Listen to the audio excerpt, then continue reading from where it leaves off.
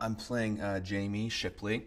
He and his best friend Charlie have a fund called Brownfield Capital, and basically they get the news kind of offhand that there's a big housing bubble, and they figure out that they need to short the banks, basically, and they solicit our friend Brad Pitt to come in and kind of work out the deals that you need to work out with the banks to make these kinds of deals happen. You know, because we have only $30 million, which in bank language is not enough to be a player at the table. You know, so we're always kind of kicked to the curb. And these real guys actually thought of themselves as, they call their self-described iconoclasts and like not Wall Street guys. You know, but and that actually gives them some perspective, I think, on where the market is headed. And you know, that's what they say, is like they like to be able to have some remove so they can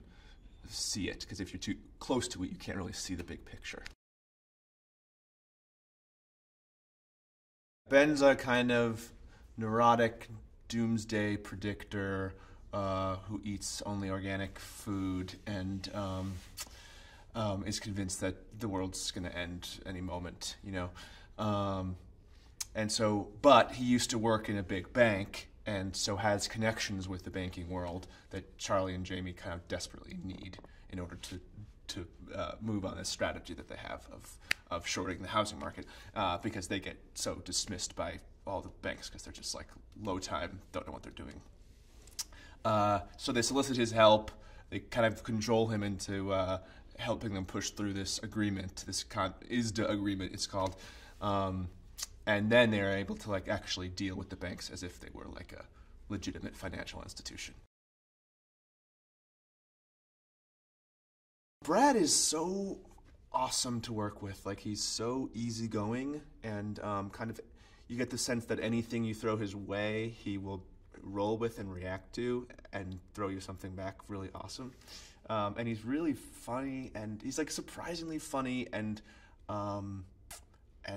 like eager to make it work, you know? I mean, that's surprising, but like he's in it, he's really in it 100%, you know? And he was really like very supportive of us, like very complimentary and just easy, cool and easy. Charlie is kind of neurotic.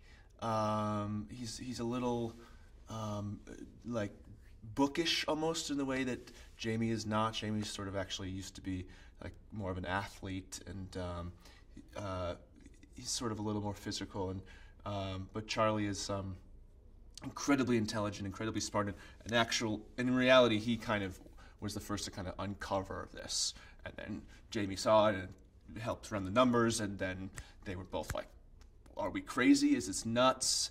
Are we seeing something that no one else is seeing, or are we seeing something that we're just like fabricating in our imaginations?"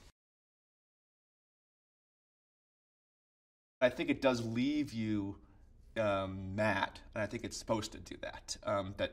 Because it kind of begs the question, like, why were we not more angry, and why did we not all like stand up in the street and like demand that things actually really change? And I think partly that's because the banks kept everything so purposefully opaque. I mean, that's why it's so hard to figure out what's happening, because the jargon is like another language. It's like speaking, you know, it's not even like speaking like Chinese. It's like speaking like the Vulcan language, you know. But at least the Vulcan language makes sense, I guess.